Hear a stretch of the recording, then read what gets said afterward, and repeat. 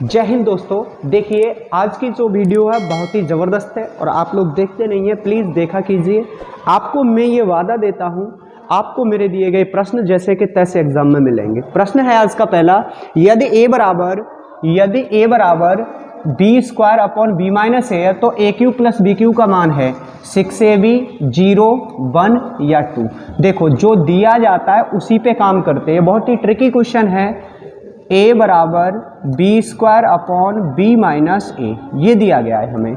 हम क्या करेंगे, इसका गुणा इधर करेंगे तो क्या आएगा, a into b minus a is equal to b square. आप इसका गुणा कर लीजिए, इसका गुणा करेंगे तो आएगा a b minus a square बराबर बी स्क्वायर। इसको उधर लेके चलेंगे तो क्या आएगा हमारे यहाँ, b square plus a square minus का ए बी बराबर क्या हो जाएगा, 0। देखो ये दोनों उधर पहुंच जाएंगे, इधर 0 आ जाएगा।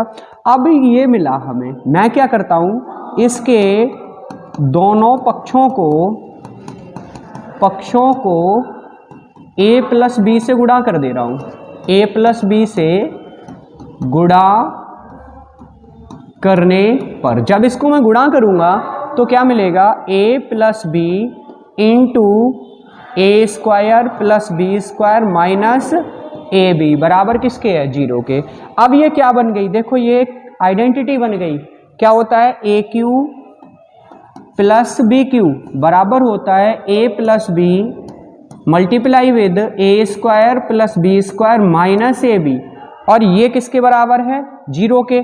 तो फिर A Q plus B Q बराबर क्या निकल के आएगा हमारा, 0। यानी option number we is the right answer. Next question की ओर चलते हैं। बहुत ही इंटरेस्टिंग क्वेश्चन है एक बेलन और एक शंकु के आयतन 3:1 के अनुपात में है, उनके व्यास ज्ञात करें और उनकी तुलना करें जब उनकी ऊंचाइयां बराबर हैं। बहुत ही अच्छा सवाल है, हमें इसको कंपैरिजन करनी है। तो प्रश्न को एक बार फिर पढ़ लीजिए।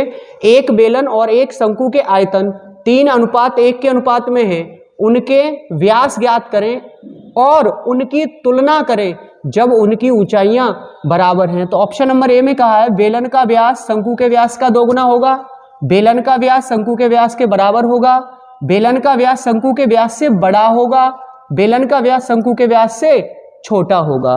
तो देखिए हम जानते हैं ओबियसली सिलेंडर कैसा होता है, बिल्कुल आपके 3 इंची 4 इंची पाइप की तरह, ऐसे ध्यान कर लो। और शंकु जोकर के कैप की तरह, जैसे बर्थडे कैप आता है, ये है। अब मैंने मान लिया इसकी रेडियस r है, ठीक है। एक बार फिर देख लो, एक बेलन और शंकु के आयतन दिए गए हैं, उनके व्यास ज्ञात करने हैं हमें। इसकी रेडियस r है और इसकी मान ले रहे हैं r1 है, या इसको r1 और इसको r2 दे दीजिए, ठीक है। अब उनकी ऊंचाइयां बराबर है, यानी कि जितनी ऊंचाई बेलन की है उतनी ही ऊंचाई शंकु की है। हमें बेलन का आयतन निकालना है। मान लो v1 बराबर है बेलन का आयतन, ये क्या होता है, ये होता है पाई r स्क्वायर h, और बेलन की त्रिज्या हमने ली है r1, तो r1 स्क्वायर h हो जाएगा। ऐसे ही b2 हम ले रहे हैं शंकु का आयतन, ये क्या होता है 1/3 पाई r स्क्वायर h, यानी बेलन का जो आयतन का 1/3 गुना होता है शंकु का आयतन। अब यहां हमने रेडियस ली है r2, हमें दिया क्या है वो देखो, दिया है v1 अपॉन v2। ये दिया है, कितना दिया है, 3:1, यानी ये 3 है तो ये 1 है, इतना दिया है हमको। v1 और v2 की वैल्यू हम यहाँ रख ले रहे हैं। जब v1 और v2 की वैल्यू रखेंगे तो क्या मिलेगा, पाई r1 स्क्वायर h अपॉन 1/3 पाई r2 स्क्वायर h, ये मिलेगा। और बराबर ये किसके होगा, 3/1 के। तो देखो पाई से पाई कटेगा, h से h कटेगा, ये चौथे नंबर पे है, ऊपर आ जाएगा। तो क्या होगा, 3r1 स्क्वायर बटे r2 स्क्वायर बराबर 3, और 3 से 3 कट जाएगा। क्लियर हुआ। तो यहां से मिला r1 का स्क्वायर बराबर r2 का स्क्वायर मिला हमें। अब दोनों पक्षों का वर्गमूल लेंगे तो r1 बराबर होगा r2, यानी कि उन दोनों के बेस की रेडियस होगी वो इक्वल होगी। अभी हमें पूछा क्या है, व्यास में संबंध पूछा है। हम जानते हैं diameter is equal to 2 into radius, यही होगा। तो D1 निकालेंगे हम बेलन का व्यास, तो कितना हो जाएगा 2R1, और D2 निकालेंगे, D2 मतलब शंकु का व्यास, तो ये भी हो जाएगा 2R2। अब क्योंकि R2 R1 के बराबर है तो उनके ऑब्वियसली यहां हम रख सकते हैं 2R1, यानी कि D1 बराबर आएगा D2।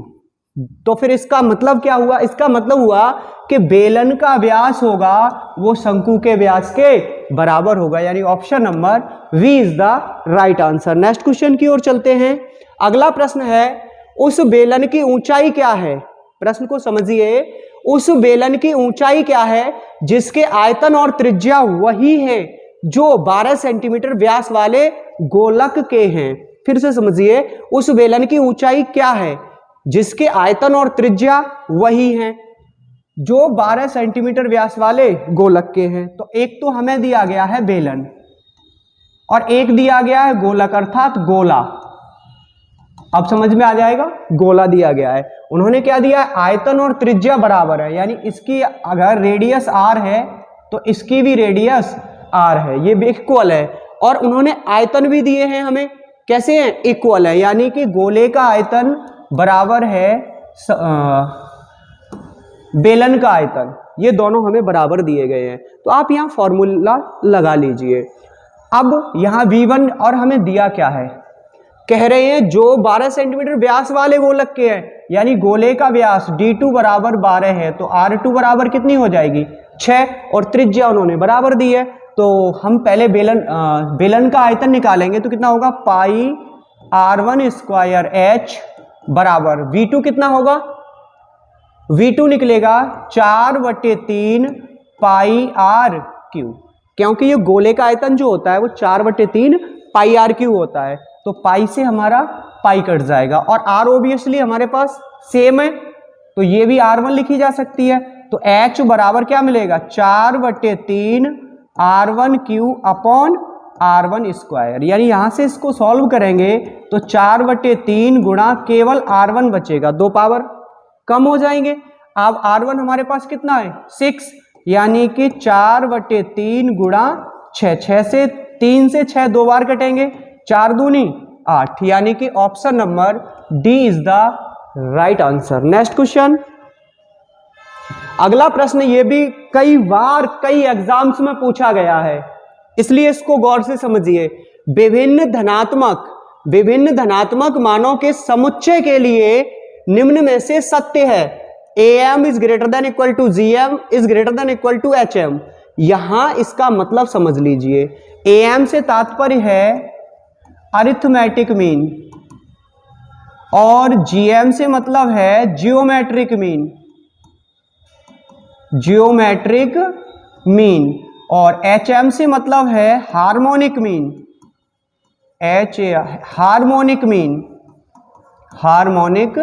मीन। इसको कहते हैं समांतर माध्य, इसको कहते हैं गुणोत्तर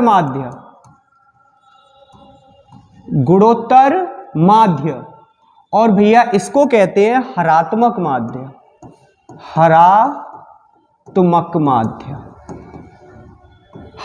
माध्य। अब मेरे पास समझ लो इसको बारीकी से, मेरे पास 2 संख्याएं 2 और 1 है, दूसरी 2, मुझे इनका निकालना है। तो मैं पहले समांतर माध्य की बात करता हूं, अर्थमेटिक मीन की। तो क्या होगा? a प्लस बी बाई 2, ये होगा। तो कितना आ जाएगा? 2 + 2/2, यानी कि 2 आ जाएगा मेरे पास, ठीक है।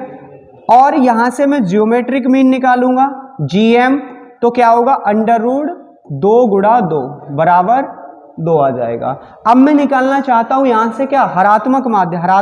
माध्य क्या होता है? a + b/2ab।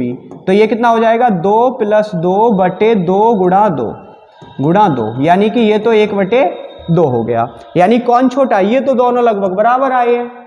तो फिर यहाँ पे सबसे बड़ा जो होगा वो अरिथमेटिक मीन होगा, उससे छोटा ज्योमेट्रिक मीन आता है, क्योंकि 2 संख्याओं का योगफल का आधा हमेशा उनके वर्गमूल से बड़ा आएगा, ये निश्चित है। 2 इसलिए लिया था क्योंकि 2 एक ऐसी संख्या है, कैसी है वो समझ लो। यदि 2 में 2 जोड़ें तो 4 मिलेगा, 2 में 2 का गुणा करें तो भी 4 मिलेगा। इस केस में इसलिए ये बराबर हो गया और मैंने जानबूझ के इस एग्जाम्पल को लिया है, और बाकी दुनिया की कोई पूरी संख्या नहीं है जिसमें उसी को जोड़े वही आए परिणाम जो गुणा करने पे आ जाए, दूसरी नहीं है। तो फिर इसका जो सही ऑर्डर होगा वो arithmetic mean is greater than equal to geometric mean is greater than equal to harmonic mean. अब ये कौन सा ऑप्शन है हमारे पास? ऑप्शन नंबर ए ही बिल्कुल सही है, और इसमें सी भी मैच कर गया, ये मिसमैच हो गया लिखने पे। Arithmetic mean is greater then geometric mean नहीं, ये ऑब्वियसली यही सही होगा, याद रखें आप, यही सही होगा। ये केस छोड़ के, ये केवल अकेला केस छोड़ के सभी के लिए ये बराबर होता है, ये निश्चित तौर पे आप ध्यान रखें। यही ऑप्शन अगर आपको इस तरीके के दोनों मिलें तो आप इसी को चूज करें, ये निश्चित है। ठीक है, नेक्स्ट क्वेश्चन। नेक्स्ट क्वेश्चन बहुत ही प्यारा है। प्रश्न ये है, समुच्चय 0 के उप समुच्चय होंगे। थोड़ा सा समझ लीजिए, यदि मेरे पास कोई एक सेट दिया गया है 1 2, केवल 2 एलिमेंट हैं, और इसके पूछे जाए हमसे सबसेट्स, ठीक है, तो सबसेट्स, प्रत्येक सेट का रिक्त समुच्चय एक सबसेट होता है। ठीक है, फिर हम इसके सबसेट बना सकते हैं एक एक एलिमेंट लेके। ठीक है, फिर इसके समुच्चय बना सकते हैं 2 एलिमेंट लेके, तो उस कंडीशन में केवल एक ही है। तो इसके कितने बने? 1 2 3 4। आप ये ना सोचें, ओबियसली किसी भी समुच्चय में उप समुच्चयों की संख्या 2 की घात n होती है। अब इसमें कितने अवयव थे? 2, तो यहां 2 की घात 2 करेंगे तो कितना आया? 4 उप समुच्चय बनेंगे। 1 2 3 4 बने। क्लियर है? अब यहाँ पे एक ही एलिमेंट है, एक ही एलिमेंट है, तो 2 की घात 1 बराबर 2, यानी इसके 2 सबसेट होंगे। कौन से होंगे? एक 5 और एक 0। क्यों? क्योंकि जब हम 0 सेट, इसको रिक्त समुच्चय मत समझ लेना। रिक्त समुच्चय का मतलब होता है बिल्कुल रिक्त। अगर इसमें आपने एक पॉइंट भी रख दिया तो इसमें एक एलिमेंट हो गया, एक अवयव हो गया। रिक्त का मतलब ही पूरी तरह से रिक्त होता है, बिल्कुल रिक्त। ए बराबर खाली होगा, तब उसको फाई लिखते हैं। Phi is the subset of all all sets. जो फाई होता है वो सभी समुच्चयों का उपसमुच्चय होता है, और एक सेट खुद स्वयं में अपने सेट का उपसमुच्चय होता है, यानी कि ए का 1, 2 भी एक सबसेट होगा। तो ऑप्शन नंबर डी इसका सही होगा। मेरे प्यारे दोस्तों, यदि आपको ये प्रश्न अच्छे लगे हैं तो वीडियो को लाइक, शेयर, सब्सक्राइब और चैनल को सब्सक्राइब करना ना भूलिएगा। और मैं आपको बता दूं, कल जो अगली वीडियो आएगी वो एवरेज पर आएगी, एवरेज यानी औसत पर आएगी, और बहुत ही चुनिंदा प्रश्न होंगे, डिटेल में होंगे। तो आप धैर्य के साथ बने रहिए। विद्या ऑनलाइन क्लासेस 82 के साथ मिलते हैं अगली वीडियो में। तब तक के लिए जय हिंद।